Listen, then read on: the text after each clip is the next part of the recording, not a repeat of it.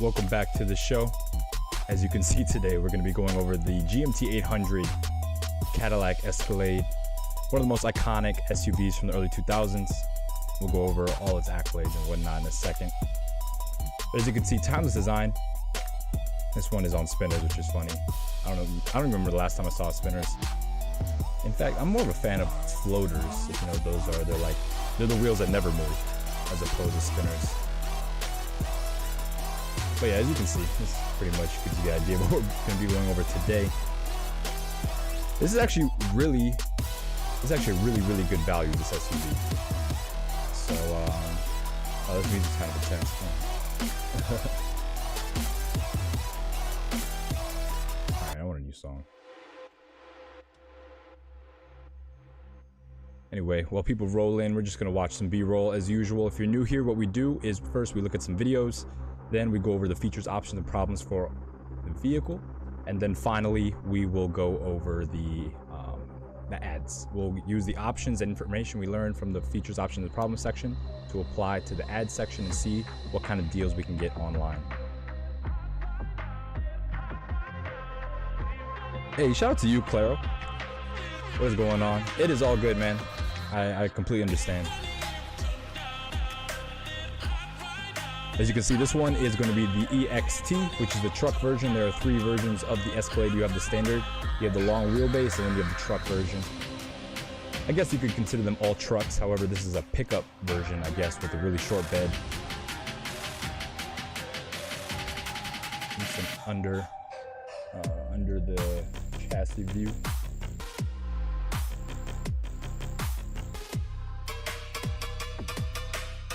The classic American body on frame truck, and you'll see a lot of these going over 200,000 miles.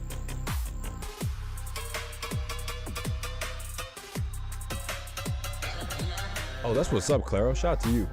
What kind of jobs are you talking about?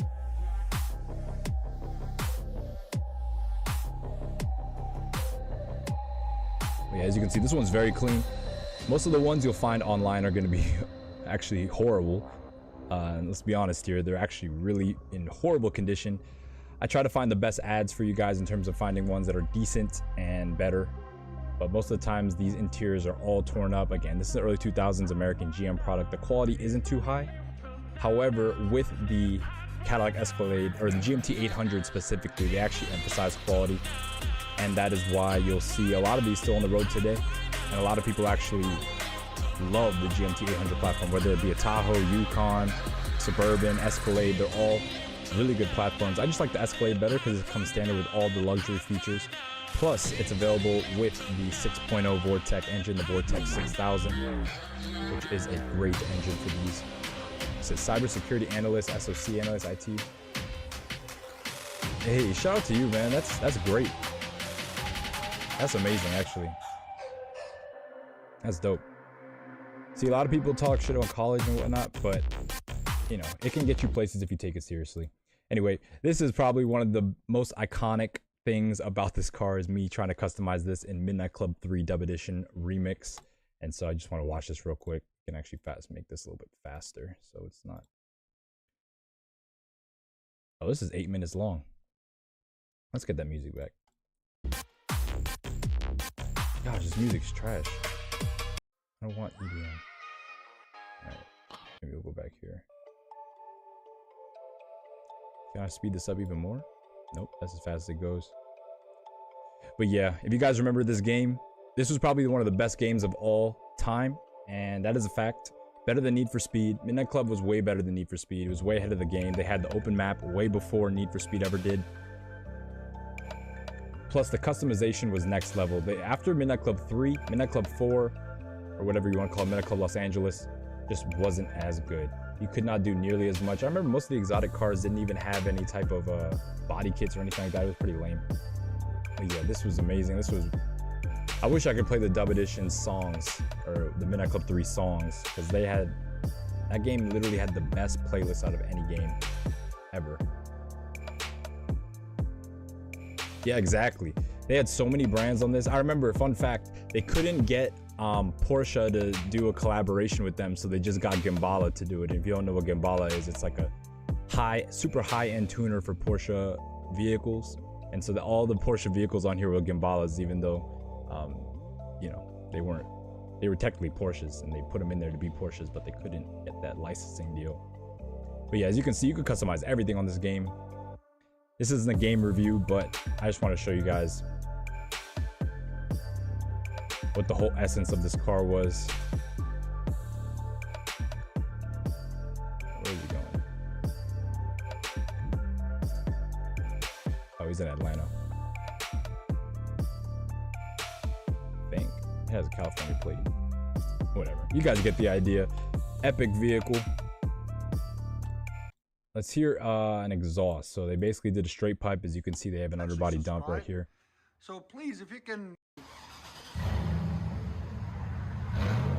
And this is what that 6.0 Vortex sounds like straight piped. Exactly how you would expect it to sound. Very healthy engine. Again, these engines last forever. These early 6.0s, they didn't have the cylinder deactivation system, and so that was a big reason why they were so reliable. If you're not familiar, oh my god, this guy is yelling. All right, let's see it leave. Cadillac Escalade with dumps. Get on this beast.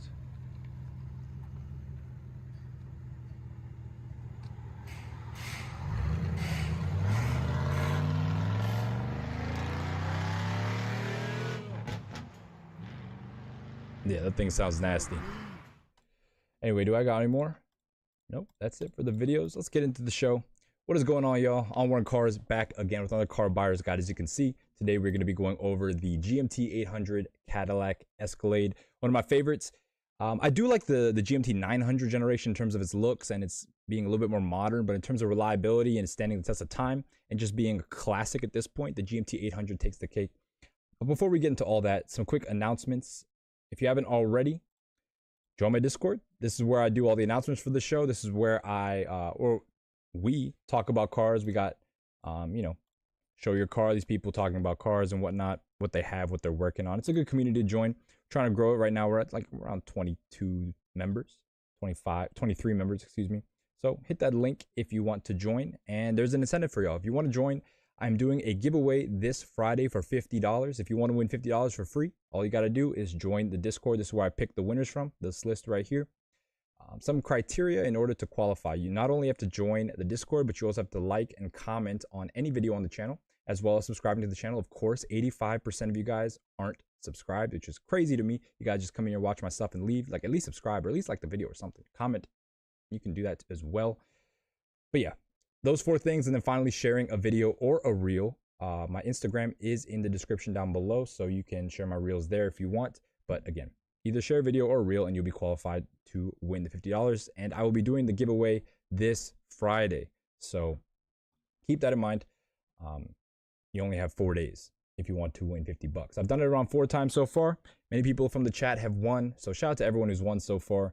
But yeah, this Friday, if you want to win $50, hit that link and I will be selecting the winners then. What else?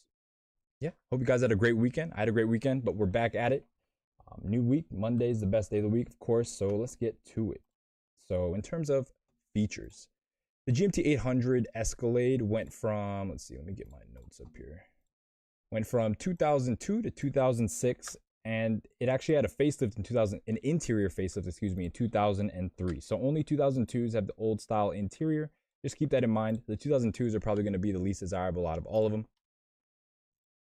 Moving down, we have 3 different body styles for this. In the picture right here, you see this is the ESV. This is the long wheelbase SUV model. You also have the standard model, which is the short wheelbase. And then you have the truck model, or the pickup model, which has a bed.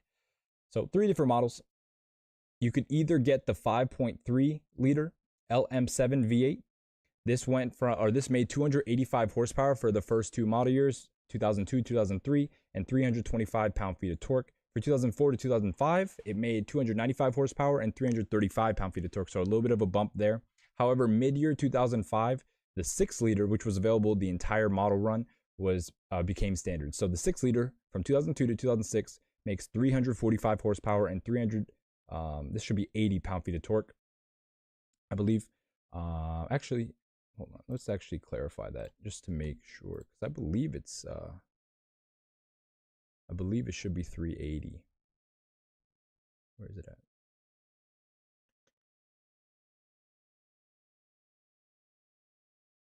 Well, whatever. 380, 360. It's torquey, and it's way better than the 5.3. Just keep that in mind. A lot of people completely avoid the 5.3, and it's easy to in these because the way they set up the model lineup. So basically, you could only get the 5.3 in a two-wheel drive format of the Escalade, and the Escalade only came with two-wheel drive in the short wheelbase form. So if you got a long wheelbase Escalade, or if you got a truck, the pickup version, if you got an ESV or an EXT, it came automatically with four-wheel drive or all-wheel drive. Since it's full-time all-wheel drive, there's no high-low, there's no transfer case, it's just full-time all-wheel drive. That came standard with the 6-liter Vortex 6000, the LQ9, and that's the motor to get. However, you know, if you find a good deal on the 5.3 and you really don't off-road your truck, or like you don't care that much, you can always get the 5.3. Just know it doesn't make as good of power. And the LQ9 V8 all-wheel drive is also a better transmission. So they're both 4-speed transmissions if you get rear-wheel drive or all-wheel drive. However, the all-wheel drive transmission is known to be able to handle that amount of torque.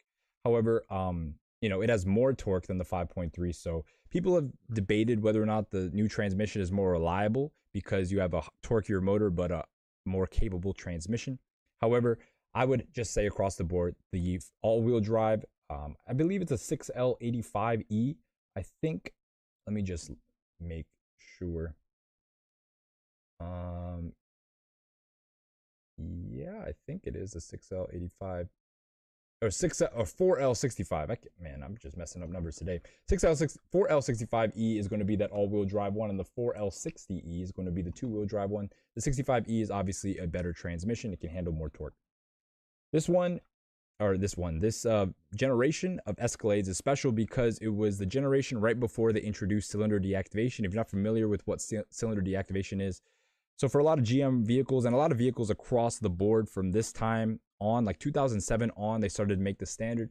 And so what that is they deactivate half an entire bank with the V8 engine.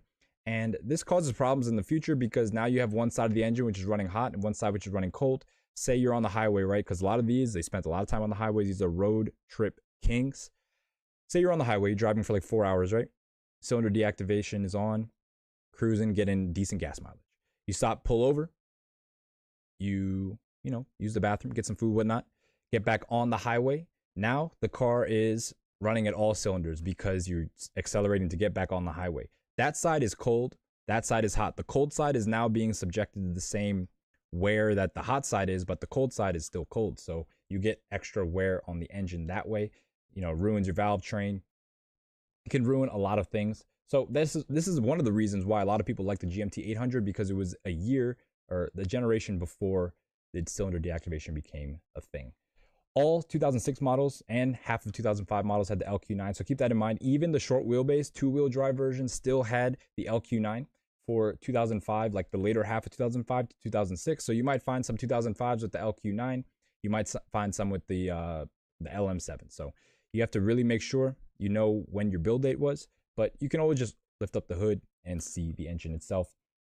No low range. Again, this is an all-wheel drive setup. It's not a four-wheel drive setup where you switch between two-wheel drive, 4 high, 4 low. It's all-wheel drive.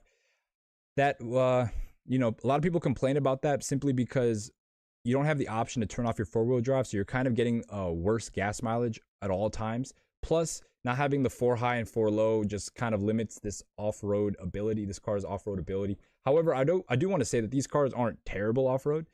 People take them off-roading all the time. What a lot of people do is they'll swap out the front axle for a solid axle and lift it up, and you know, you see a lot of builds like that. However, most people do off-road the GMT900 generations rather than these, simply because they had a more capable drivetrain. But these are still good off-road. Not really meant for off-road, but you can still off-road them. They came standard with StabiliTrak suspension, so it's going to be like an air suspension system. You got air ride in the back. I do believe that it has StabiliTrak suspension and something else. It's like, we'll get into the options because I wrote it down. But yeah, front rear air ride, front springs. It comes standard with Bose audio. Again, these are Cadillacs, so they're going to come standard with a lot of things. There aren't really too many options to be had on this car because most of them come standard, which is a good thing. And in my opinion, this is the best GMT800 platform because you could get the big motor, the 6-liter, as well as having the good transmission. Other GMT 800s, such as the Tahoe and the Yukon, they weren't available with the 6-liter until later. So keep that in mind. This was the first GMT 800 truck to have the LQ9. So a lot of people love that engine. It's a really good engine, really smooth, makes good power. And so yeah, that's why they go for the Escalade. And fun fact, this car was referenced in over 200 songs, making it the most referenced vehicle in any song, or in the most referenced vehicle in music, I guess you could say. It beat the Navigator. The Navigator used to be the #1 most referenced vehicle, and now it is the Escalade. So that's pretty cool. The Escalade is an icon of the early 2000s. Again, any rap video, any star, like athlete or artist, anything like that, anything to do with Hollywood, everyone was driving these around. It was a good time back then. It was a simple time where this could, make all of America happy in terms of what it was. If this released today, it would be way too simple, way too boring looking. But back then, this was it. Anyway, let's move on to the problems, because I'm sure you guys are curious about the problems, because these are fairly reliable. However, they do have some issues that should be addressed. And again, you'll see a lot of these. They got so cheap that they were bought by people that really didn't care about the car, probably didn't even know much about cars in general. So not only do a lot of them have high miles nowadays, but a lot of them kind of have lingering issues that people just kind of drove with. And yeah, you'll see that a lot with these. I did my best to find the good ads, because there were so many out there that are complete garbage. Like the interior is all torn up, bumpers falling off, half of them have been wrecked. So keep in mind, these cars are old. They're almost 20. They're pretty much 20 years old at this point, averaging across the model range. So they're going to have a few issues. You're not really going to find a perfect one unless it has super low miles, but then they're going to be charging a lot for it. So you need to, make sure you know what you're getting into. So ball joints, first and foremost, this is the big truck, 6,000 pounds. You want to make sure that the ball joints and suspension in general, bushings, everything is all good. You'll be able to feel it. The steering linkage, the intermediate shaft. So basically, there's a telescoping shaft in the steering linkage.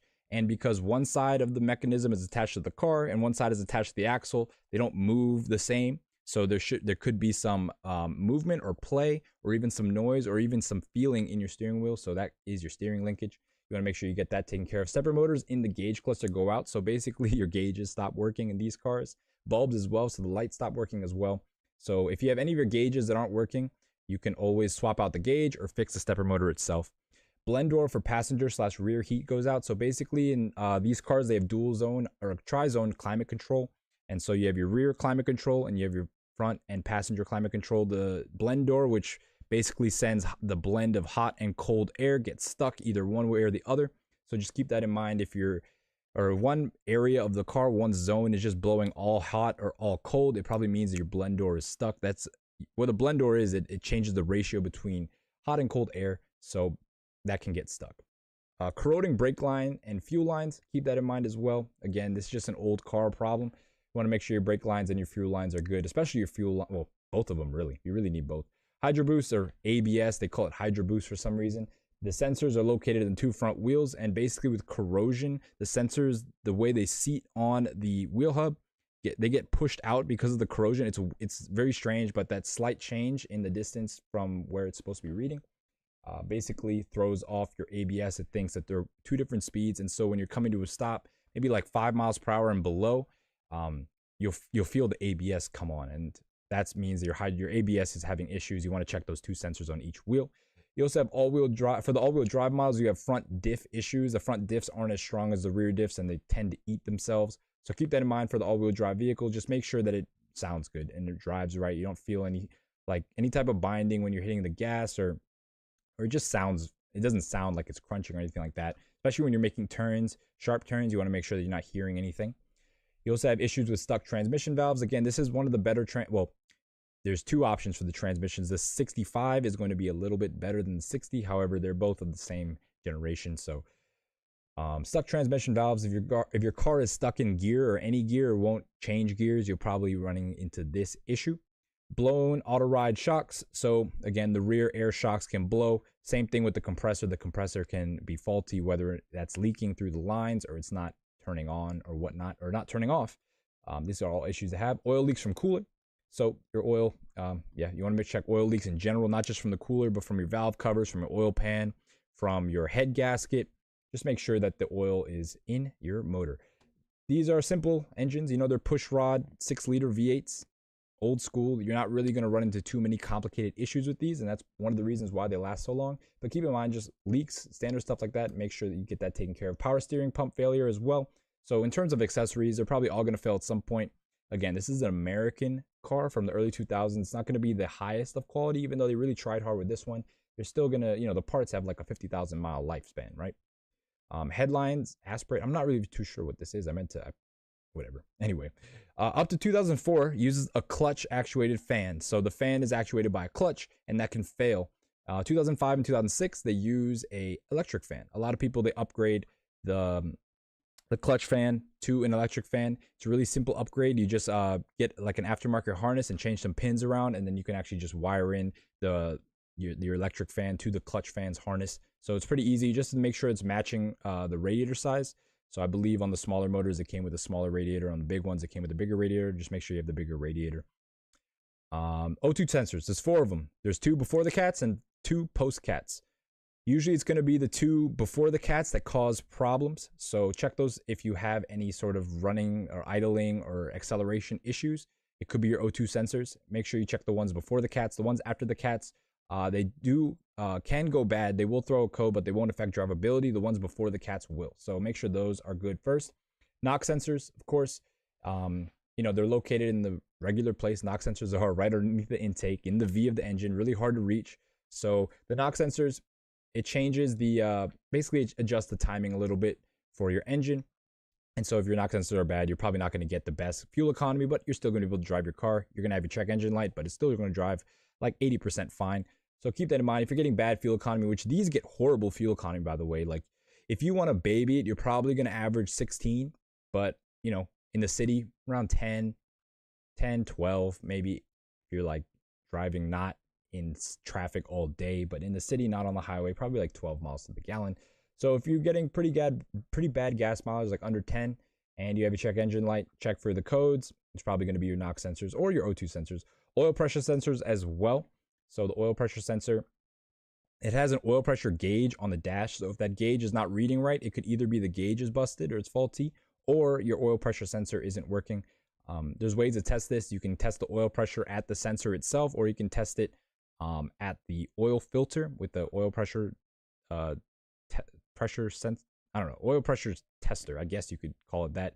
And basically you want to make sure that it matches what's reading inside the carb, and you can test it those 2 ways. The steering wheel position sensor, so yeah, this can go bad as well. Door lock actuators, if your door locks are starting to move really slowly, it probably means they're on their way out. Ignition switch as well with these cars. Again, it's just an ignition switch. If your car doesn't really do anything when you turn your key, probably your ignition switch, you're just gonna have to get that changed out. And then random electrical failures can be due to a failing grounding strap. So right underneath the hood, right behind the engine, there's a ground strap that attaches right to the firewall. If it's all frayed and green and nasty, you know that you're probably on your last legs for that grounding strap, and you're gonna have to want to replace that. I've seen some people just rip them right off the firewall because they're so corroded. And so if you're having random electrical problems that you can't really trace, that can either be the issue, or it could be your fuse box. A lot of these cars, as I mentioned before, are, you know, pieces of junk, and so they've been sitting around for a while. And so you check your fuses, make sure there's no like rats in there or rats nests, and they weren't chewing through stuff, because lots of wires in there as well that can be, you know, chewed through. So keep that in mind. And also check the paint. These cars came factory with really good paint. However, it's been 20 years. So if the paint still looks immaculate, either it was taken really good care of, which is a small percentage chance, but it probably could be that way, or it was resprayed. So you make sure that the car isn't resprayed. I try to select only for cars with clean, no accident history. So that kind of eliminates that problem, but just keep that in mind. People could respray bumpers and whatnot. You always want to be very cautious with paint, have a good eye. Look for orange peel, look for inconsistencies when going from body panel to body panel. This is just general car advice. But yeah, that kind of goes over the problems to look out for. Again, early 2000s GM product, you're going to have a lot of issues, but the car will still run. So keep that in mind. The car, very few of these issues will actually take the car out. Maybe the front two O2 sensors might be bad for, not be bad, but make the car undrivable. But anything else, really, you're not really going to be have like an undrivable car. You're not going to be stuck on the side of the road. Cool. All right, let's move on to the options. Not too many options. So it's going to be pretty straightforward when we look at the trucks. It's simply going to be based on condition and mileage and some options. I mean, there are some. So first and foremost, the engine. You want to make sure you know whether you're getting a 5.3 liter or a 6 liter. Second is a DVD entertainment system. If you option that, it's going to have a TV that hangs from the ceiling. If you have an ESV, there's 2 TVs. So that's pretty cool. XM satellite radio, whatever. It doesn't really matter at this point. Wheels. There are a couple different wheel options for these cars. We'll go over that in a second when we look at the brochures. Sunroof is an option as well, but however, most of them, if not all of them I saw, had the sunroof. So, you know, it was an option though. And it's not like the sunroof was a bad option to have. Sometimes, like on the last car we looked at the GTI, and if you got a sunroof on that one, you might be in some trouble. These sunroofs don't have those type of issues. You also get 8-seater passenger configuration in the ESV. And so basically that means that instead of the captain's chairs for the second row, you can get a bench. Standard, it comes with captain's chairs. This is an Escalade. And then you have a couple, you know, special editions. You have the collector's editions with Cambridge 20-inch 6-spoke aluminum wheels, chrome grilled, ebony instrument panel and trim. It's for 2005 and 6, all-wheel drive only. And then platinum, heated and ventilated seats, front and rear, heated and ventilated cup holders, 20-inch wheels, special leathers, and extra labeling. So not too many options. We're really going to be just looking for whether or not it's truck, whether or not it's a long wheelbase, short wheelbase, V8, all-wheel drive, two-wheel drive, DVD entertainment, engine. That kind of was all-wheel drive, two-wheel drive. Same thing though. And see if it has the nav system. But that's about it, honestly. So let's get into the ads. Everyone's favorite part of the show. Oh, actually, sorry. Almost forgot. Let's do the brochures real quick. So, yeah, these right here. So as you can see, the 2002 brochure, Cadillac didn't really know what they were doing. So they just kind of wrote everything down here. They say standard / available, and they don't discern which is standard and which is available. So that's interesting. But you can see these are the colors available for the first model year. Hey, shout out to Clean Whips in the chat. What is going on, man? What do you think about the second gen Escalade? You know, there was a first gen Escalade, but I don't think it's matter. This second gen is the one to get, in my opinion. If you're on a budget, I mean, if you want to get a new one, that's cool too. But these ones will last forever. As you can see, the two engined, well, we were going over colors: diamond white, green envy, infrared, sable black, and silver sand. Exactly. GMT800 is Hoovie's favorite. He loves these things. He has a Riptide, exactly, Riptide blue, long wheelbase Escalade. Those are gonna be the ones to get. I couldn't even find really any Riptide blue Escalades, so they're pretty rare. As I mentioned before, you have the 6 liter or the 5.3, all-wheel drive, two-wheel drive, and heavy-duty 4-speed. With low, it has low and haul mode, so it has low, I guess, but it's not really a low. But you can call it that. Low haul mode. We'll say that. Stability track. So this is what I was talking about. Stability track is going to be stability enhancement system, and then yeah. Too expensive though. What is expensive? You tell me. Oh, the new ones? I don't know. These aren't expensive at all. These are a really good deal. If you want something that's nice and like a highway cruiser, we'll get into the prices in a little bit, but this car is, I was surprised with how nice they are for how cheap they are. Considering the market in general, like these are cheap. Anyway, you can see this one is going to be a 2003 truck.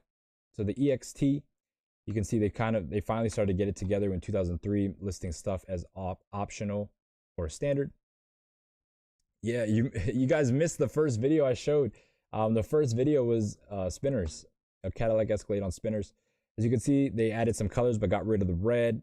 But this is for the truck only. I'm not too sure the colors change with the truck. All right, yeah. Well, this is a 2003, and in 2004 they added red back, but they took away some colors as well. But you can see here the EXT and the ASV. So this is going to be regular Escalade. It's the ESV. So the ESV and the EXT, as you can see, they come standard with the 6 liter. They don't even have the option for the 5.2s because they're all-wheel drive, all those models. And as you can see, this is 2005. Let's go back to 2004. You can see the wheel options. Of course, they don't have any wheel options on here. But if you can see in 2005, this is when they kind of changed it. So I would say the model years went like this. 2002 was its own model year because it had a unique interior. 2003, 2004 was like the second gen. And then the 2005 and 2006 are going to be the final gen. Off the bat, I'm going to say 2005 and 2006 are going to be the ones to get. However, you can find 2004, 2003. That is a good deal. You really, it's like not that much difference. Just make sure you get a good deal. As you can see with the 2005s, they offer a whole bunch of new wheel options as well as the colors. You can see Riptide Blue was introduced in 2005. And yep, this is going to be an ESV long wheelbase. We can see that here. We can see the only options are going to be nav, rear seat, DVD system, sunroof,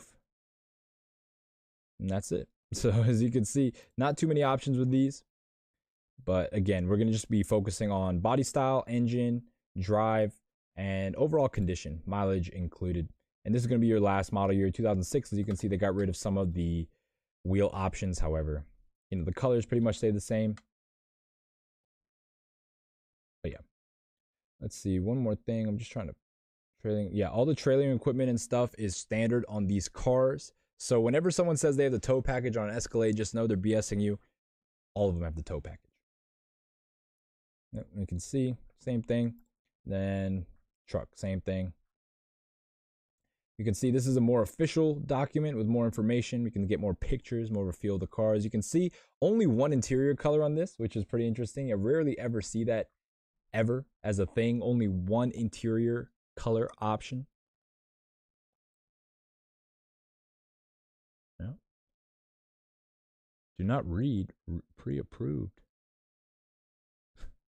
Anyway, so that's pretty much it in terms of brochures. You guys get a feel of how they presented the vehicle. They want it to be both a utilitarian car, but a very luxurious one. So kind of, have the best of both worlds with this vehicle.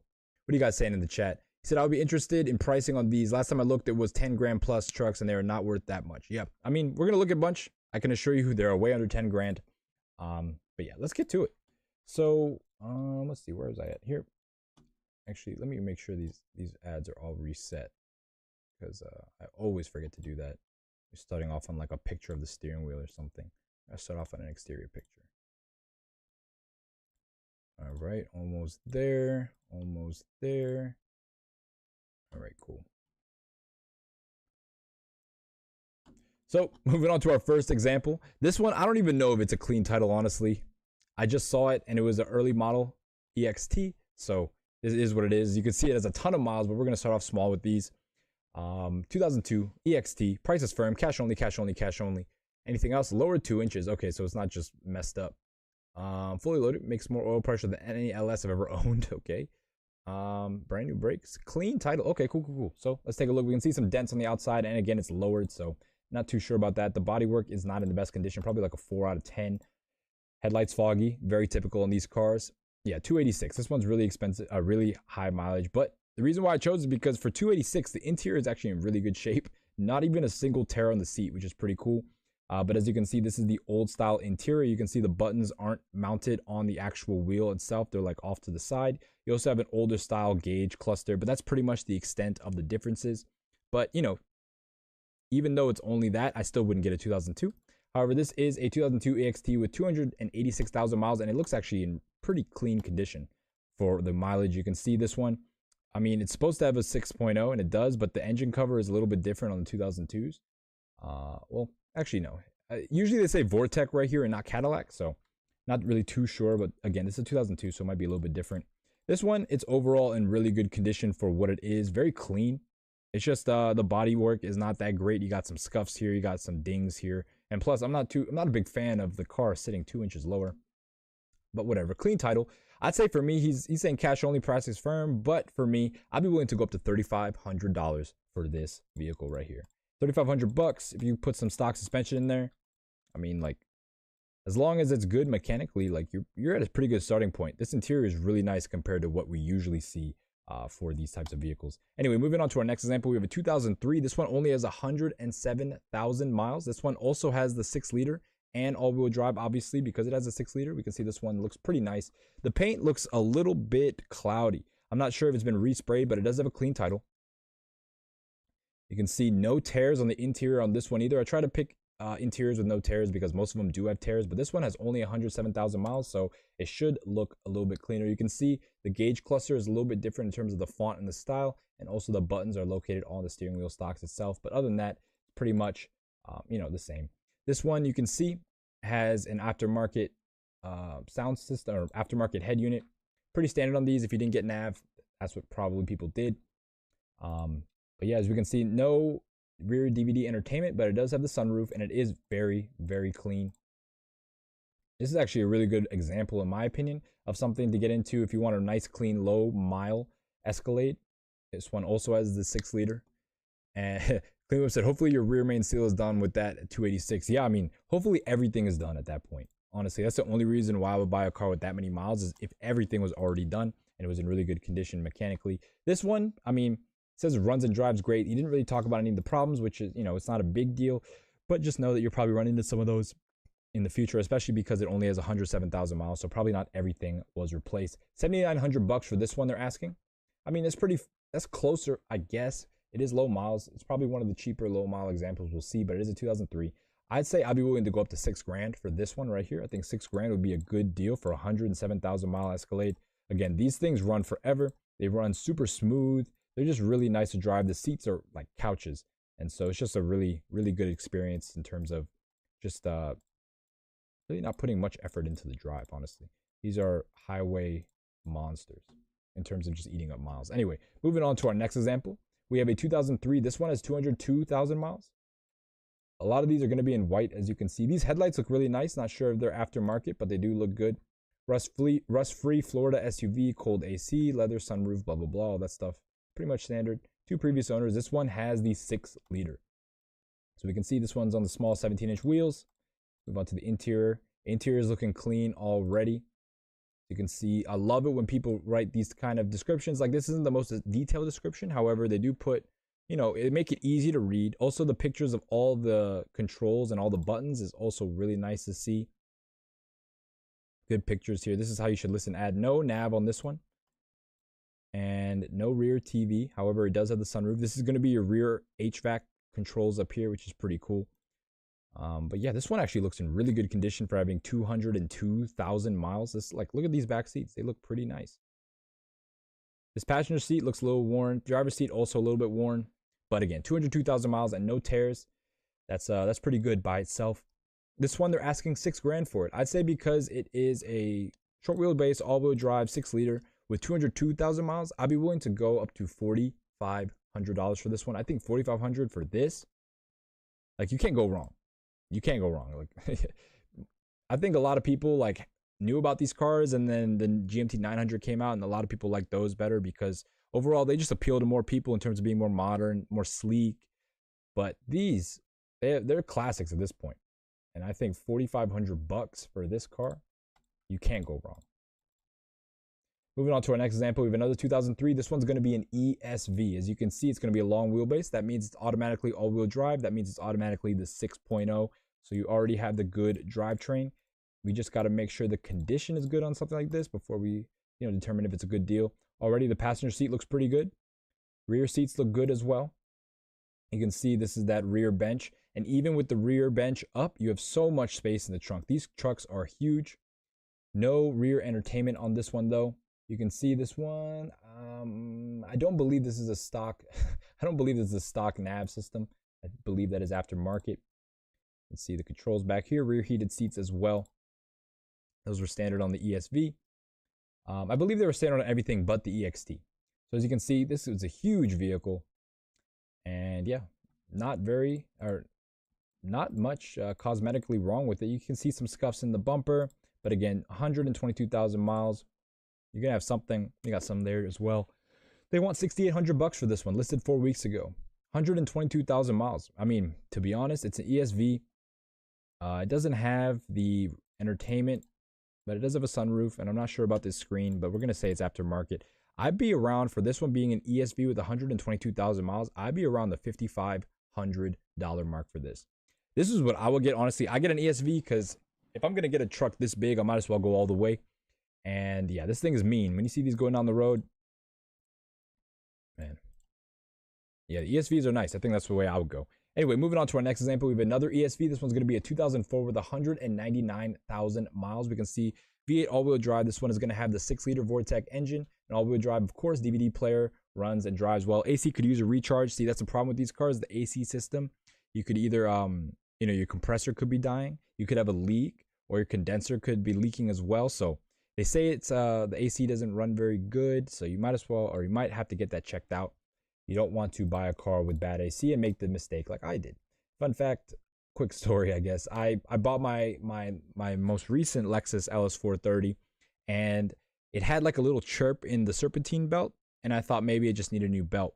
However, upon closer inspection and after taking a road trip with it, so I took like probably 1,000-mile road trip, 500 each way. I got back, that AC compressor was just making so much noise. It was making like a grinding noise, like they were literally like ball bearings, like in a blender type noise. And yeah, it cost me $1,600 to get that fixed. $1,300 or like $1,200 for all the parts, and like $300 or $400 for labor. AC systems are super expensive, and especially with inflation, they've gotten crazy. So keep that in mind. If the AC is not doing too well before you even buy it, it's only going to get worse. So you want to make sure it's not just a low Freon situation. You really want to make sure that is all checked out. As you can see, almost 200,000 miles. Yeah, and you know what's crazy? I don't know if it's the neighborhood I live in, but no, I was going to just do an AC delete because this was at the beginning of like in the middle of fall. So I was going to do AC delete because I was like, I'm not paying $1,600. And no shop wanted to do it. They were like, yeah, we've ordered these dummy pulley, or the AC delete pulleys, which is basically like an AC compressor without the compressor. It's just a pulley that's like a freewheel that just keeps the serpentine belt in continuation. And they were like, yeah, we've tested out a bunch of them and they don't fit half the time, so I wouldn't be comfortable with that. We really only want to do OEM. And I'm like, where am I living, man? Like, I guess this neighborhood is too nice, you know? Like, because back home in Maryland, I could go to any shop with any part and they would just put it on. But here, they think I'm going to like come back and get them or something. It doesn't work. Like, I just want to have my car not making extra noise. But anyway, I got it fixed. That's behind me now. It works perfectly fine. And hopefully I won't have to do that again. Yeah, exactly. They want hella bread for these compressors and AC parts nowadays, like insane. Hey, shout out to DJ Inferno in the chat. What is going on? What is going on? What do you think about the Escalade, the GMT800 Escalade? Would you ever get one? I mean, they're really good deals. Look, $5,000 for this one, 200,000. The seats are in good condition. Well, ish. I mean, this is kind of a little bit worse than what we looked at before. This one said it had the TVs. Where are they at? It has one TV. Maybe on the 2005s and up, they had the two TVs, because I don't see the TV in the back. And I did see them on some examples. We'll look at some where it had two TVs, but this one, 2004, one TV, as you can see. And did they show the dash? Yeah, no nav on this one either. So sunroof, TV, but just one. Or sunroof and nav, but just one TV. So it's pretty much fully loaded for what it is. And 200,000 miles, you just want to make sure that it is in good mechanical condition. They already talked about the AC, so that could point to other problems, you know, down the line. Keep that in mind. But for $5,000, for me, because of the AC, I'd offer them 3,500 and see where it's at. But again, they probably wouldn't take it because that's so cheap. But 3,500, I'd be like, yeah, I don't know about this AC. We take it to the shop and get it checked out together or something like that. And if it's just a leak, then it's just a leak. I'll be willing to pay up to $4,500 for this one. Actually, no, $4,000. I say $4,000 because the condition in terms of the interior is not the best. So $4,000, $3,500 with no questions asked. But $4,000 if it's in good working condition. Cool. Moving on to our next example, we have a 2005. This one is going to be a platinum edition. So what if you remember what I said earlier about the platinum editions? Let me just bring up my notes over here. Let's see.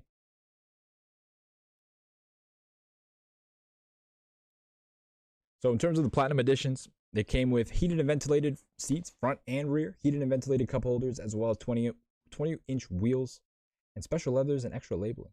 Interesting. They say it's a platinum. I don't see the 20-inch wheels. Doesn't say platinum anywhere on the vehicle. So I don't believe this is the platinum. Yep. I only see seat heaters here. So they lied to me. Again, for cheap cars like this, people put whatever.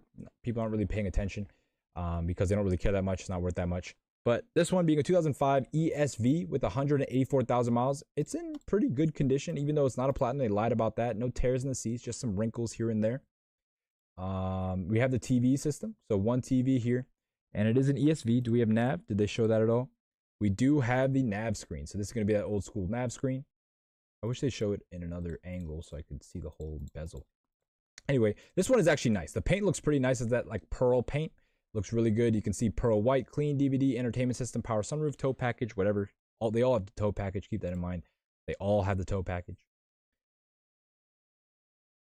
Clean Whip said, are these all pretty much 6.0s? Yeah, I'd say like 75-80% of them are going to be 6.0s.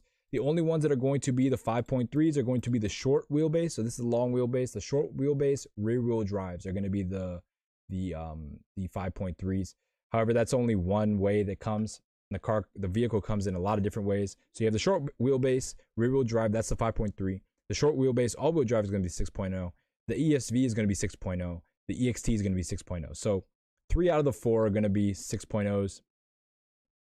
And then actually, it will be 4 out of the 5 are going to be 6.0s. And 1 out of the 5 is going to be the 5.3. So the 5.3 is pretty rare to find. So it's not, you don't have to really worry about it. But they're out there, so don't get duped. Some people I saw on some forums, some people were like, oh man, like I was told this one was an all-wheel drive model and then I got it and it's not. I'm like, dang, like he couldn't even look under to see if there was a front diff. That's crazy. Anyway, or even lift up the hood to see if it had the Vortex 6000 engine cover. Got to probably change out the transmission. Yeah, a lot of people do say the transmissions on these, if you have especially high mile ones, they change out the transmissions at least once. But they also say that these transmissions are more reliable than the all-wheel drive ones. The 4L65Es are more reliable than what's found on other GMT products such as the Tahoe and the Yukon. So, but yeah, that was the argument. The other ones are more reliable, or are less reliable than these, simply because this one can hold more torque, specifically the all-wheel drive transmission. However, the engine has more torque. So is it more reliable? The debate is there. Anyway, this one, $5,900, 184,000. This one is a 2005, so second to last model year. It looks pretty clean, not gonna lie, especially these back seats. They don't look bad at all. This one is actually in really good condition for 184,000. And they're asking 59. I'd say for me, I'd be at 4,500 bucks. 4,500 bucks for a 2005 ESV with the pearl white paint.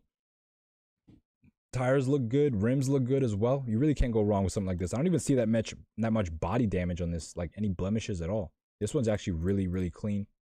So yeah, 4,500 bucks for this one. Moving on to our next example, we have a 2005. This one looks like it's on some GMT800 wheels. Interior though is very clean. The wheel looks untouched. 140,000. He says it's immaculate. New brakes, new wheels. Yeah, I could see that. Zero rust, zero leaks, zero mechanical problems. 6.0. So this has a 6.0. We know that because he says that. So it's all-wheel drive car because that's the only way the 6.0 comes. Dash looks good. Everything looks good in this car. Look how clean this seat is. Barely any crease in this at all. This person was definitely in shape, which is not very common for a Cadillac driver. They usually tend to be a little bit bigger people. But this one actually looks really good. You also find on some of these cars that the seats have been reupholstered. So keep that in mind. You want to make sure that the seats match in terms of the rest of the vehicle. This one is actually very clean. They want $9,500 for it. So this guy is probably an old man. He knows what he has. Jesse with some words. It's a profile. Yeah, he's probably an older gentleman. Very clean though. This is probably one of the cleanest ones we've seen so far. Besides the wheels, not really a big fan of those wheels. And the stance looks kind of off. I don't know what's going on here. Maybe it's just the road. But yeah, these wheels are definitely off a GMT900. It has the pearl paint, no rips in the leather, no cracks or anything. He's not lying. This is probably one of the best ones condition-wise we've seen so far. He wants 9,500 bucks.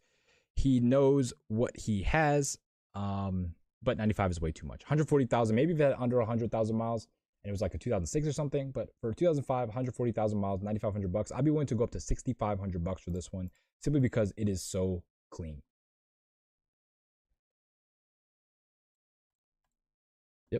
Cool. All right. DJ Inferno said that color in the black is the only way to go. Maybe blue. Yeah, the Riptide blue, the pearl white, or the black. I agree with you. The red looks all right, but usually the red, they look a little dated at this point. Let's see. Moving on to our last example on Facebook, we have a 2005 EXT. So this is going to be the truck edition. Looking at it, I mean, not looking at it, but understanding what it is, you already know that it's all-wheel drive and it comes with the 6.0. So you don't have to worry about having the 5.3. You can see it has new shocks, air ride deleted. Okay. So you don't have to run into any air ride problems on this one. New steering linkage. We talked about that. New brake pads and rotors, front and rear transmission and diff fluids changed, and new tires last year. Okay, so I mean the trans should run all right, but just a fluid change. It wasn't replaced. You can see moving along. This one has a really, really clean interior as well. You can see the seats look untouched, especially right here. No creases at all. You can see you put in some aftermarket carbon fiber, which looks really tacky. Not a fan of that at all, but it is what it is. Again, this is the truck. No rear heated seats on the trucks, just on the ESV and the standard. You can see they deleted the air ride. You can see coil springs back there. No rust. He was very right about that. Only surface rust. This truck is in St. Petersburg, Florida, so I wouldn't assume there would be any rust anyway. But it is a Florida car, so keep that in mind. Florida cars have a reputation. So yeah, he wants $8,500 for this, 138,000 miles. It is a truck. The trucks go for a little bit more because they're a little bit rare. And people like these. For some reason, these trucks have a cult following, the Avalanche, this one as well. So it is what it is. I remember I actually had a remote control truck of this this EXT, this exact body style. It was this big. It was a big remote control truck. And I remember I was driving it around, and my friend, she was riding her bike, and she just ran over my truck with their bike and completely broke one of the wheels off. And, you know, she was really sorry. This is when I was like 8 years old or something. She was really sorry. She took it home.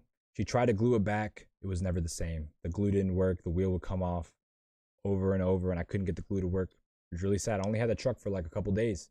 It was one of my biggest remote control cars at the time. It had working door. Oh, that was another thing. It had a real interior. So the truck was this big, but the doors opened, and it had a real interior. And it also had, you know, you could open the truck bed and put the flap up, this thing right here. I don't know, like it was a really detailed, really big remote control car, but the only problem was it was made of all plastic. Like something from Walmart or something. Anyway, moving on to Auto Trader, the next place we look at ads. And of course, I didn't reset these as well. Let me do that real quick.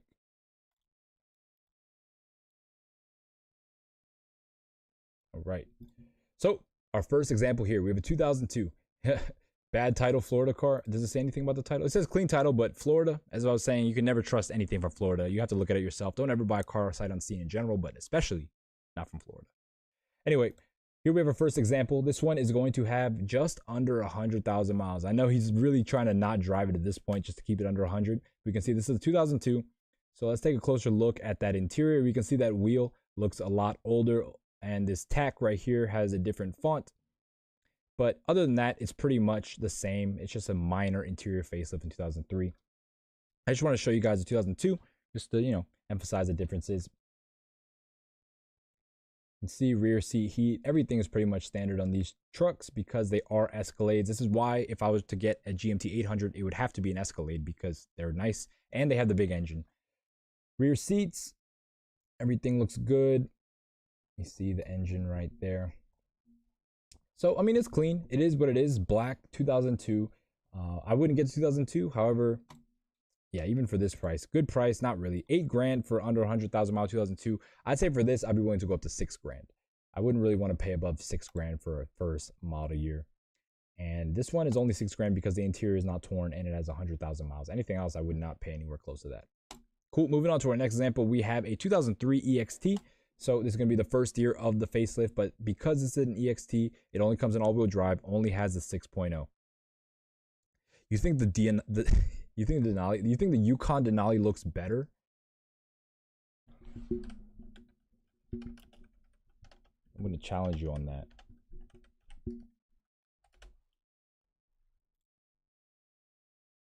No way, man. This looks all round and soft. No. No way. This one looks more sporty, I guess. The Cadillac doesn't really have a sporty look. This one looks more sporty, but I mean, I'd say this one looks better than the Tahoe. I don't know about better than the Cadillac. So scrolling through here, we can see this 2003. The seat's a little bit creased right here, but overall in very good condition. Rob Biggs, his Denali. Is that someone? I don't know who that is.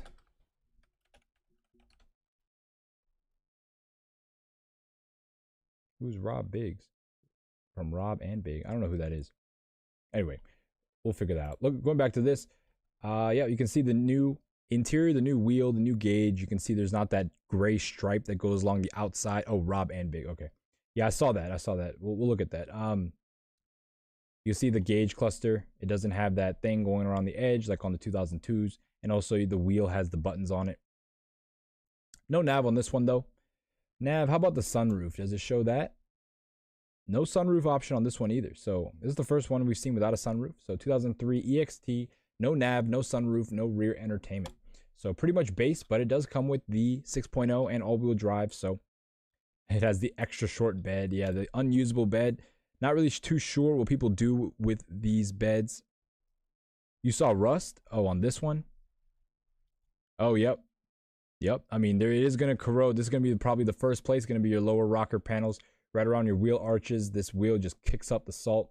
So, yeah, rust is not a good thing. You want to watch out for rust on these good catch clean whips because I did not see that. So, yeah, it looks clean, but that rust is probably the tip of the iceberg. They didn't really show underneath because they didn't want to not sell this vehicle.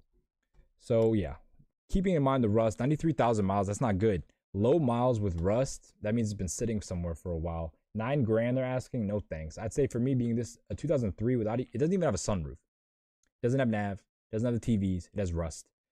I'd be willing to go up to $6,500 on this one just because it has under 100,000 miles and it's an EXT. And the EXTs are a little bit more expensive.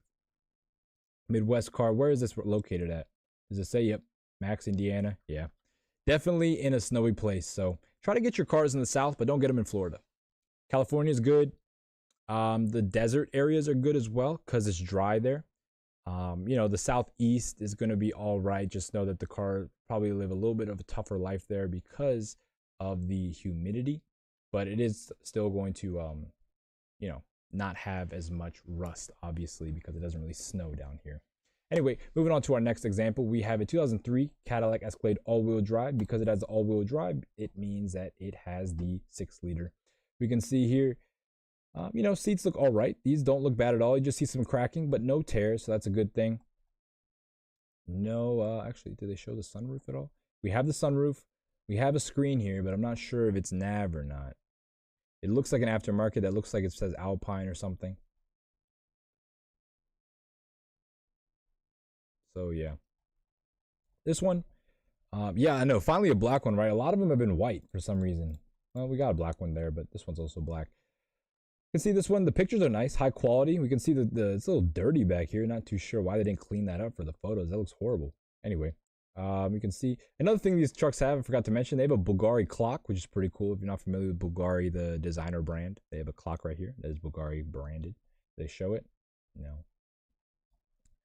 But yeah, this one, high miles, 193,000 miles for a 2003. It has the all-wheel drive and the big engine, so that's good. And it has a sunroof. It has an aftermarket head unit, no TVs. So not really too much going on with this one in terms of options. And it's not in the best condition. However, it is a black one. Black is a pretty desirable color for these. They look pretty badass. But this one they're asking $7,000 for. I'd say because it almost has 200,000 miles, I would really only go up to $5,000 for this vehicle. $5,000. Cool. Moving on to our next one. We have a 2003. This one is going to be an ESV though. So automatically all-wheel drive, automatically Vortec. This one's in black as well. This one looks a lot better. This is actually something I would get, a black long wheelbase one. This one looks, as good as it's going to get for one of these. Sunroof off the bat, we can see that. No nav on this one. How about the rear TVs? Doesn't really show it, so I'm going to assume it doesn't have it. So no TVs. No nav, but it has a sunroof. This one is an ESV, so it has a 6.0 all-wheel drive. And it's a 2003, so second to first model year. 150,000 miles, and they want $7,500 for this. It's let's check the seat condition. Do they really show the seats? Yeah, and the seats look pretty good. I'm not gonna lie. This one actually looks way better than the passenger one, so I'm not too sure. This one might have been reupholstered. You never know. Rear seats look okay too. I mean, standard cracking, but not too bad. You can see this cup holder. I'm not sure if it's like broken and it won't go up, but it's like that, I guess.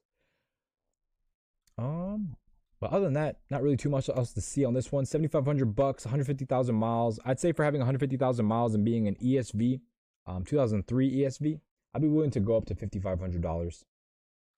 Wouldn't really want to go higher than that.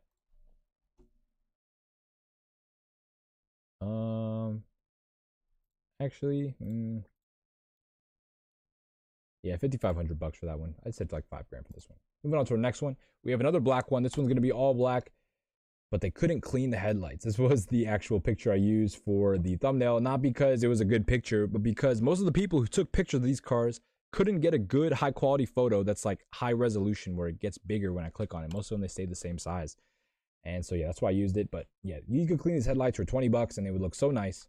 But I guess he didn't want to do that. This one's gonna be black, short wheelbase, but it is an all-wheel drive, so it has a 6-liter. I just pretty much avoided the 2-wheel drive ones. I don't really care for them, and I don't think you should as well. They're gonna be probably around the same price. You're not gonna get a huge discount for the lack of convenience you're gonna get with the 2-wheel drive. You might get stuck. Anyway, this one, the seats, you see a little bit of tearing start to begin. I guess that's how you say it. Anyway, not the best condition. The check engine light is on as well. So again, that could be a number of things: O2 sensor, NOx sensors. But the check engine light, 160,000 miles. Yeah, why did they change the taillights? These look horrible. Again, this truck's not in the best cosmetic condition in general. It's just blacked out, and they want 6,500 bucks for it, which is way too high. The check engine light is on. For having 160,000 miles, they want 6,500 bucks. I'd be more around the $4,500 mark until they fix whatever is going on with the check engine light. 4,500 bucks. Cool. Moving on to our next one, we have a 2004. This one's going to be an ESV Platinum. It doesn't have the big wheels, so I don't know if it is a Platinum. Is this a Platinum badge right there? I'm trying to see. That's a Platinum badge. Not too sure, honestly. Can't really zoom in there. You guys tell me if that's a Platinum badge. I don't believe this is a Platinum. I don't see any other badging on it. But this one has the TVs. Again, it's 2004, so it's before they had the 2 TV system. I believe. We're going to make sure that that's correct, because I'm not sure if there was 2 TVs. But I did see 2 TVs, but I don't know if they added that or something, because I don't see them on anything else. Bulgari clock, as you can see here. Bose was standard, but again, Bose, you know, the brand name is pretty recognizable. However, the quality of Bose isn't the best. I don't know why people hype it up so much. It's not the best quality speaker. It's just a name brand at this point. So, pearl white ESV, 170,000 miles, all-wheel drive, 6-liter. You have the TV system, no nav, and a sunroof. Sunroof is starting to peel. How hard is it to find an 06? The 06s are actually hard to find. There's not too many of them, but I do believe I have some 06s here. We'll see in a second. But yeah, 2004 ESV. I don't know if it's a Platinum. They don't say Platinum. They just say it in the title, so it's probably not a Platinum. 95 or 99.50 they're asking, so 10 grand they're asking for this one. It has 170,000 miles. No way you're ever getting that. I mean, this is the private seller, so they're probably not familiar with the market, but for me, having 170,000 miles and being a 2004 and having everything but nav, I'd be willing to go up to 6 grand.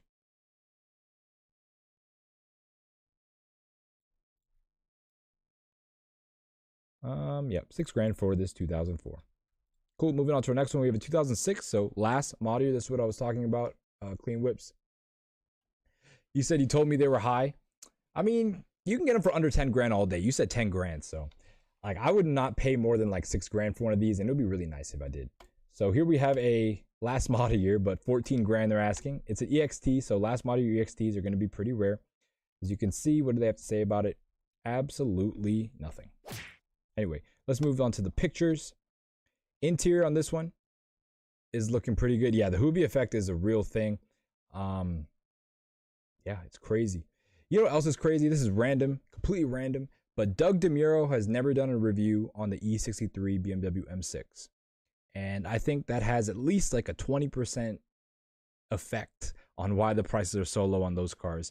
I've asked him to do it like 10 times. And he never does it. I don't know if he doesn't like the car. He figures he did the M5 already, not do the M6. But YouTubers that do these cars definitely push the prices. And so I was, you know, it still might be a good time to get one of those because people don't really talk about those cars. Anyway, back to these. We can see that this one is the last model year. They're asking a ton of money. It has a ton of miles for the money, 132,000 miles pretty much. It is an EXT sunroof, as you can see. Nav, I don't know if this is the nav. This one looks aftermarket, but I'm not too sure, honestly. I can't really see it up close. We do have an aftermarket head. We do have a head unit screen, so that's that.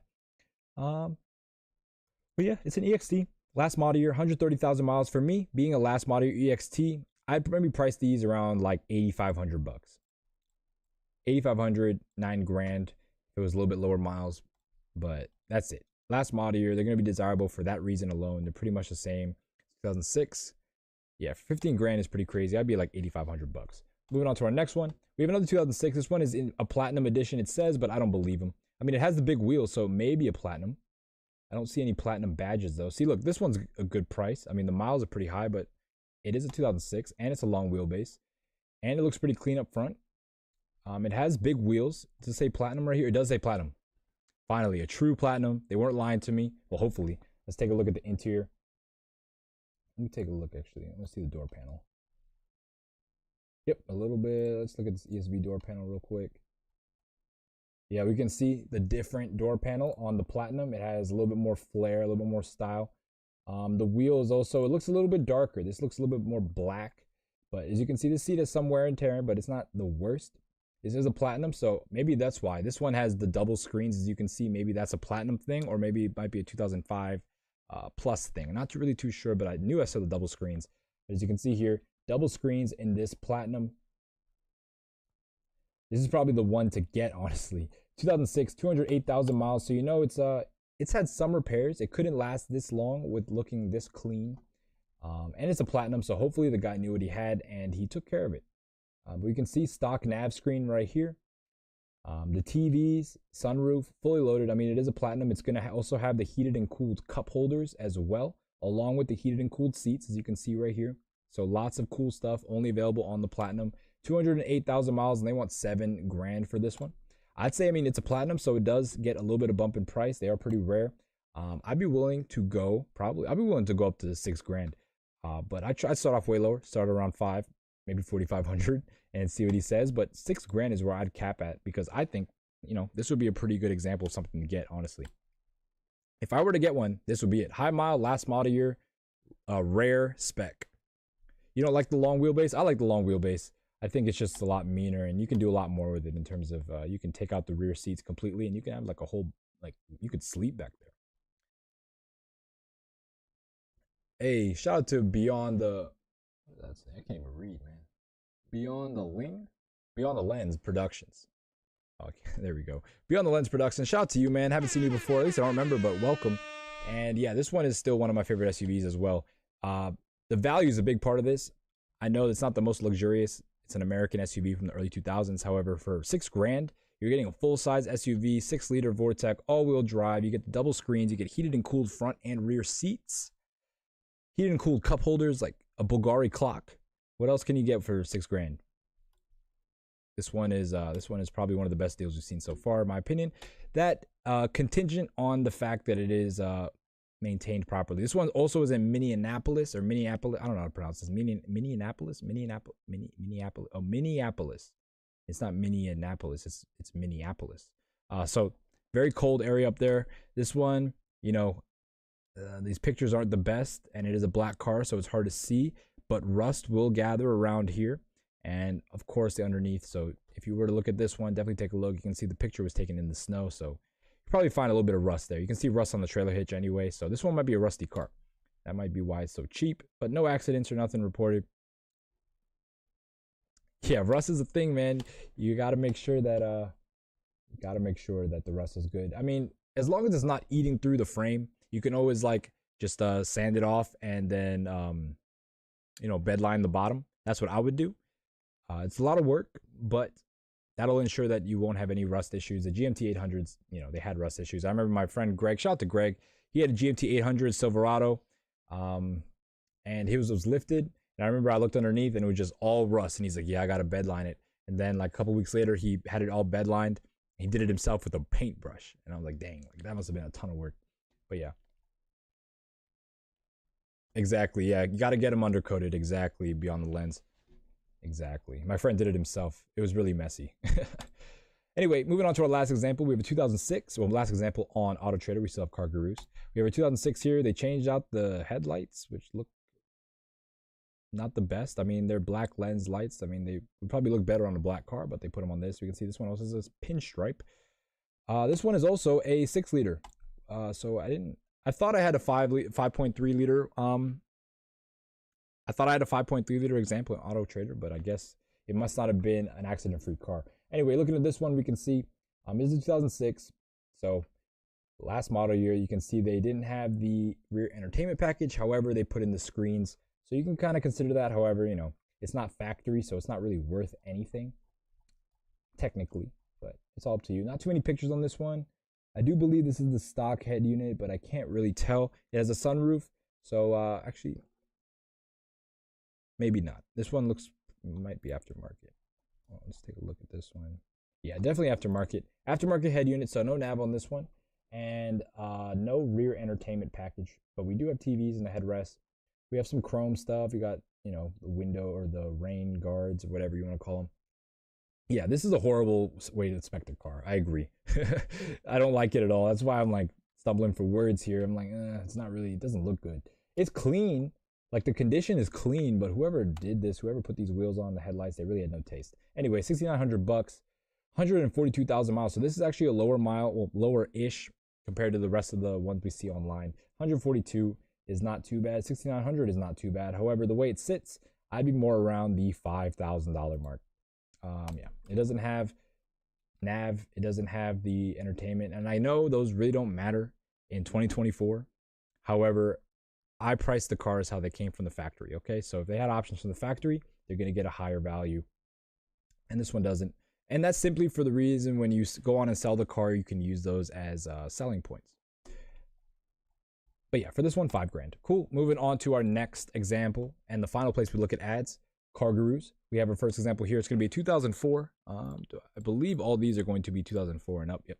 Because there's only like 40 or 50 of these on Auto Trader and Car Gurus, maybe a little bit more on Facebook. So, well, 40 or 50 ones that are nice and clean title. And so there's not really too many of them to pick from, which is crazy because the prices are pretty low for the volume. Usually when cars start to dwindle down in terms of the availability, you'll see the prices start to go up. However, these ones are still on the lower side. 239,000 miles in this car.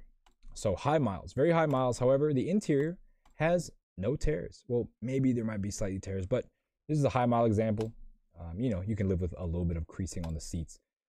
2004, $5,800.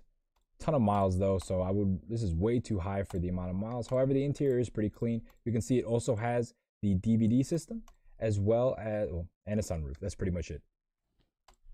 DVD system and sunroof. And yeah, I mean, this is 2004, so you're not going to get a 2005 or 2006 model. Those are going to be kind of the last models, the best models, 2005, 2006. This one's kind of in the middle. Well, not in the kind of in the middle. It is in the middle. 2002 is going to be the model you really want to avoid, as the old interior, as well as just being a first model year. You always want to avoid first model years. 2003, 2004 is going to be that middle generation, and then 2005, 2006, as I mentioned, the final editions of the second gen Escalade. This one is going to be a second or middle edition. I don't know what you want to call it, whatever. This one though, I mentioned it has the sunroof. It has the rear entertainment, no nav. So some options here. The nav screen isn't really that necessary. This one looks more nostalgic. So no tears in the seats either. 239,000 miles. For me, I'd be around 3,500 for this one. 3,500 simply because it has such high miles. 3,500 bucks. Moving on to our next example, we have a 2004. This one looks clean off the bat. Georgetown Auto and Marine. So I'm wondering, this is Georgetown, like DC? No, South Carolina. Okay. So we can see here some scuffs on the bumper, but the wheels look clean. I mean, they really made the wheels look good. But yeah, we got some stuff on the hood, bumper, whatnot. I mean, this is a 2004 Escalade, so it might have some stuff, but it doesn't look too great. I don't know if this headlight is cracked too. In fact, this headlight does look cracked. Yep, headlight is cracked. That's like $1,000 off for me right there. Anyway. Yeah, they're all in South Carolina, right? I guess that's like where people drive Escalades. Anyway, we have a let's see. Yep, aftermarket screen. We also have the TVs. No TVs. So no nav, no TVs, just a sunroof. This one's going to be a rear-wheel drive model. Hey, this is the first one we found. Rear-wheel drive. This one is a 5.3 LM7 V8, the one that no one wants. It only comes in the rear-wheel drive model. I'll just rehash. The short wheelbase comes in all-wheel drive or rear-wheel drive. The rear-wheel drive short wheelbase has the rear-wheel drive short wheelbase has the 5.3. The all-wheel drive short wheelbase has a 6.0. The all-wheel drive long wheelbase has a 6.0. The all-wheel drive EXT, the truck, has a 6.0. The long wheelbase and the truck only came in all-wheel drive, so they only come with a 6.0. The only vehicle in this model range with the 5.3 is going to be the short wheelbase rear-wheel drive, and this is one of them. So actually, they're pretty rare, but they're not rare in the sense where people will pay more for them. They're rare because no one wants them. And even the company themselves didn't really offer too many of them because they figured that, I mean, I don't know how they figured it, but they ended up making 3 different models, and only one of them was available with the engine, so they didn't like it either. You see some tears on the seat starting to form, but overall condition isn't too bad. This is actually one of the cleaner examples. 172,000 miles on this one. They want $8,000. That is way too high for me, especially because the headlight is busted. Like, that's $1,000 off right there. Plus, this is almost 175,000 miles. Plus, it's 2004. Plus, it is a rear-wheel drive. I'd be at $4,000 for this one right here. $4,000. But yeah, wouldn't pay more than that, honestly. Cool. Moving on to our next example. We have a 2005. Wow, these are all white. It's crazy. Anyway, moving on to our next example. 2005 Escalade rear-wheel drive. Wow, another rear-wheel drive. But this one says it has a 6-liter. So who's lying? Does it show the engine bay?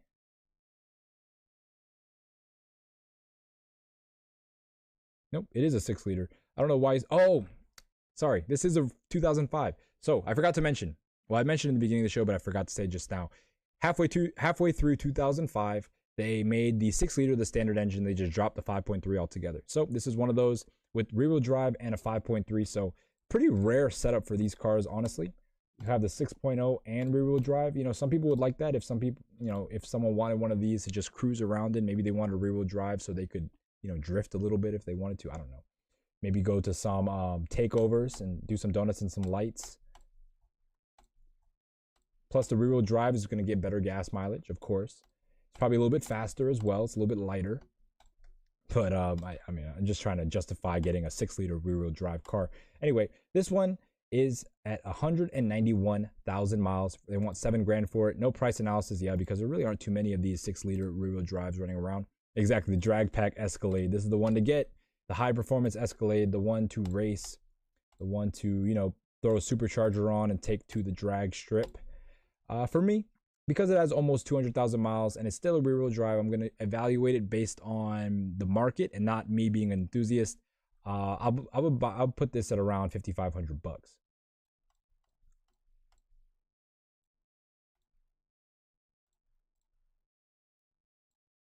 Yeah, the condition is pretty good on this truck, so 5,500 bucks.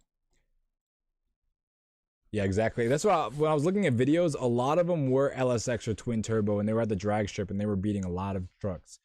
So that is a good way to have these. Plus, it's a Cadillac, so you're in supple luxury. Anyway, moving on to our next example, second to last example, we have a 2005 four-wheel drive short wheelbase. So this is going to be a 6-liter car. You'll see that here. It's going to be in that gold color. Very Cadillac color. It's like beige. We can see the seats look good. We do have the rear entertainment, sunroof. How about a nav screen? We do have a nav screen, and it does look like the stock nav. Let's see if they show it up close. Yep, stock nav screen here, which is pretty cool. I love the way these old GM buttons and the lights, like that green glow and the font. I don't know. It's just nostalgic for me. It's not good in any way, but it's just nostalgic. We can see it has the TVs, as I mentioned, nav TVs and sunroof. Fully loaded, 4-wheel drive, short wheelbase. Wheels look good as well. This one, they're asking $10,000 for it. They know what they have. 122,000. 2005, short wheelbase, fully loaded. It looks really good in terms of cosmetic condition. I don't see any scrapes or scuffs. Well, maybe something right there, but nothing major. Again, you want to make sure the rust is good on something like this. 122,000 miles, $10,000. It's a little bit high for me. But it is low miles for one of these. I'd say for being fully loaded and being a short wheelbase with the big engine, all-wheel drive, everything you'd ever want, I'd be around 6,500 bucks, maybe 7 grand, but 6,500 is where I'd be really comfortable at. 6,500. Yeah, I'll go up to 7 grand. 7 grand, just because it is a late model. It is a 2005, so part of the last batch, and it has low miles.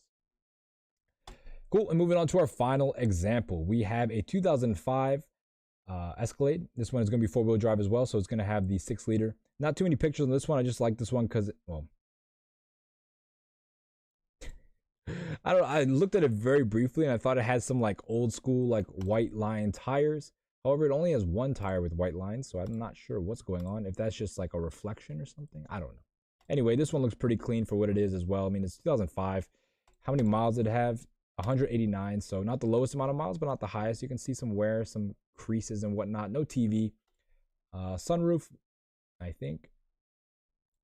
I can't really see it with any of these. So sunroof, and it has a screen here, but I can't tell if it's factory or not. This one was just a good deal. It's 5 grand, and it has 189,000 miles, and it's a black car. So we have a black one with all-wheel drive, with the V8, with the sunroof, but that's pretty much it. And you want 5 grand. He said Minnesota. Yeah, you're right. I mean, just looking at the accessory hitch, the accessory plug and the hitch, you see some rust already.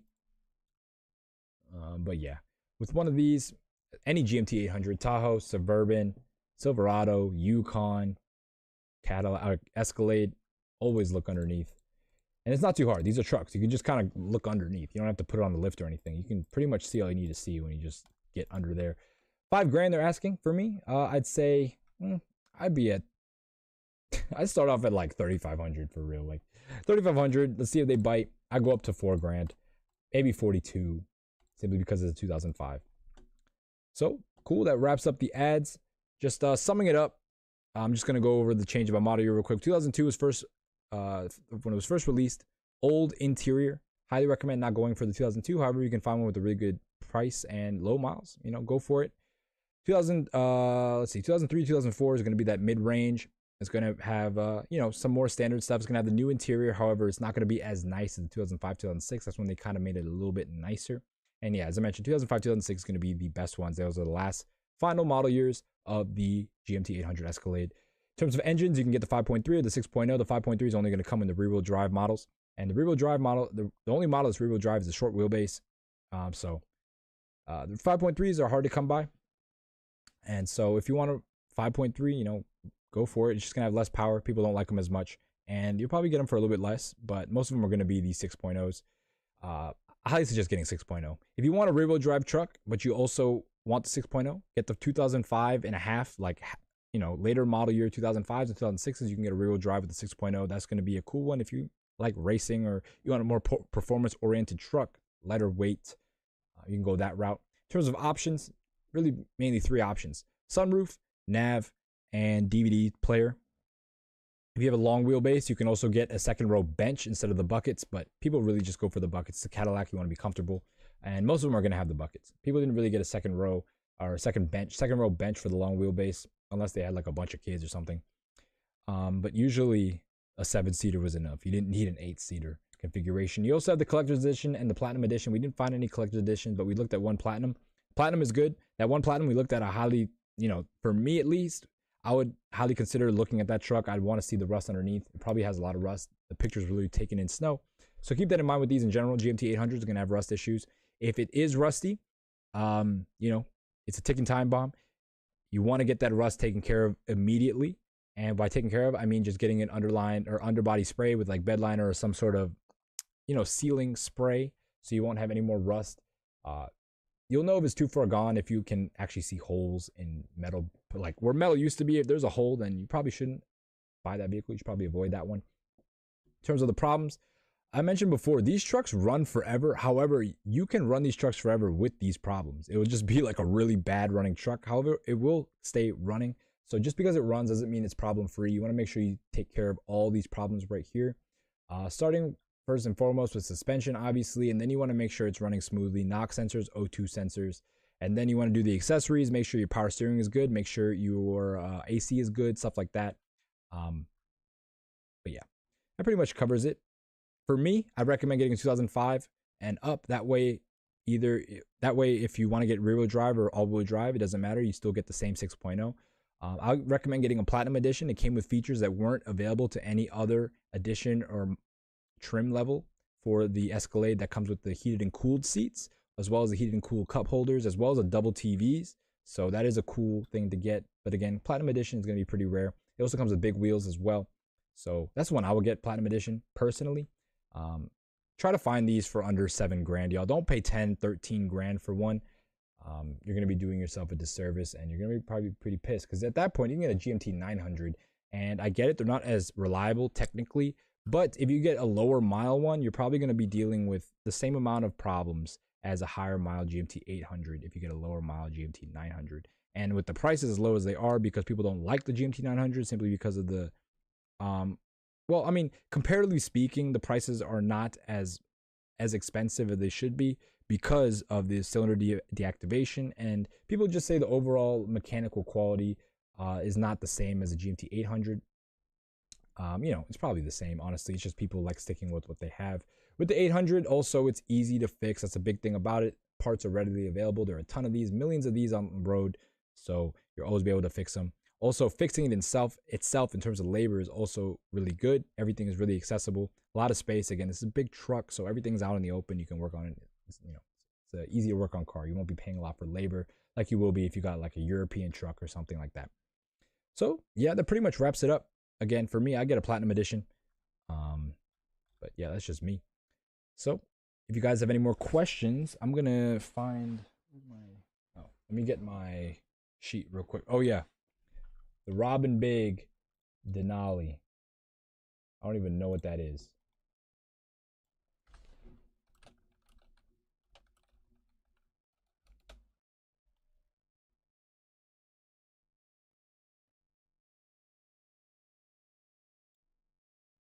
Oh, this white one? Is it white?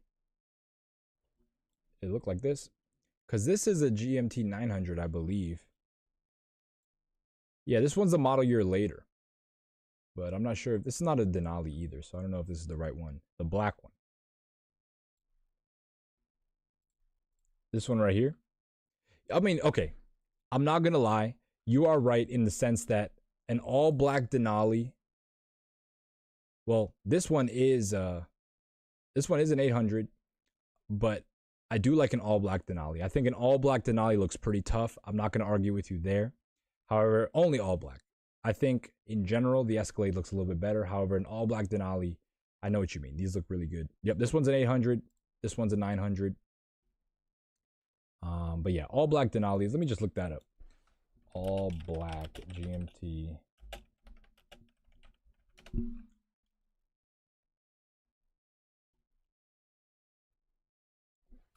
Murdered out.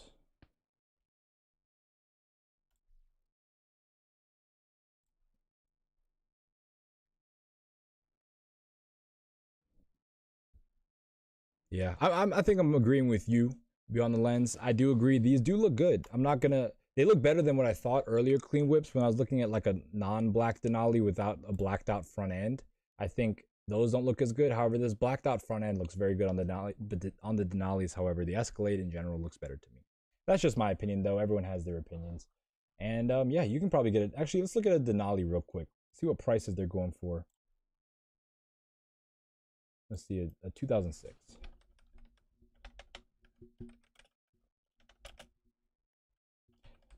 You know what's funny? I don't even like. I always thought the Yukon Denali was such a weird word, like Denali.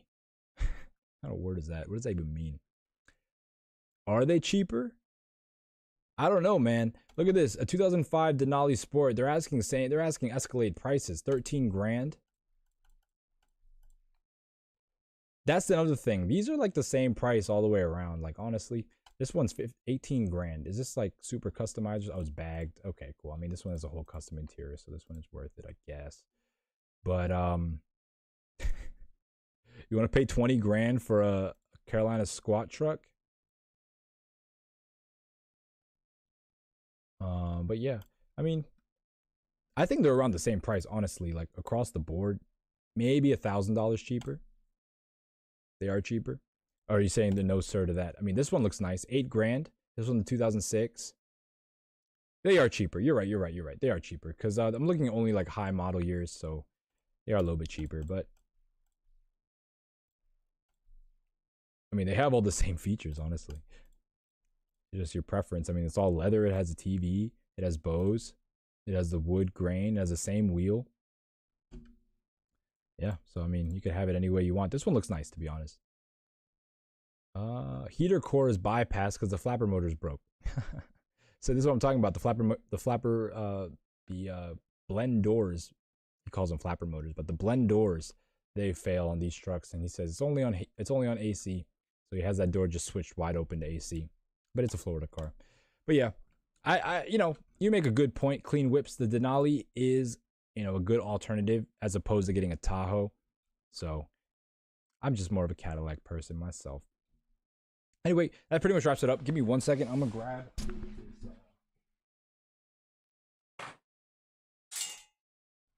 Of course, every time I walk away from this camera, it freezes for some reason.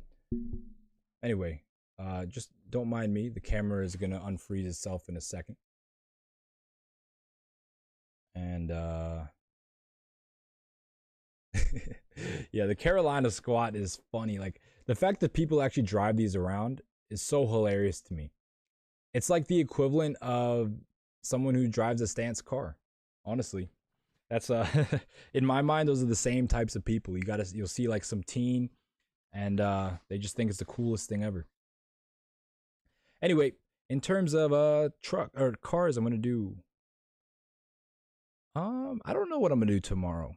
I did the GMT800 Escalade. I need to do the E211 E63. Let's look that up real quick.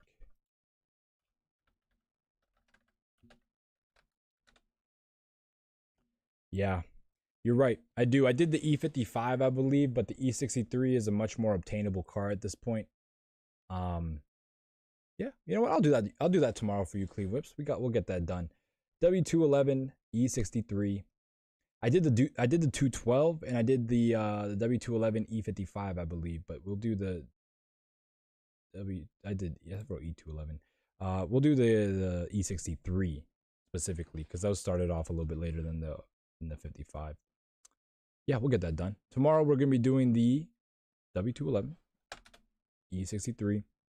And yeah, if you guys don't have any more questions, hey, shout out to Beyond the Lens for being here and contributing in the chat. I always try to get all the new people to say what's up in the chat. This is not only just a show for me to talk to you guys. It's supposed to be like a conversation that we can talk about the cards itself, bounce ideas off, because, I'm just one guy. I don't have all the answers.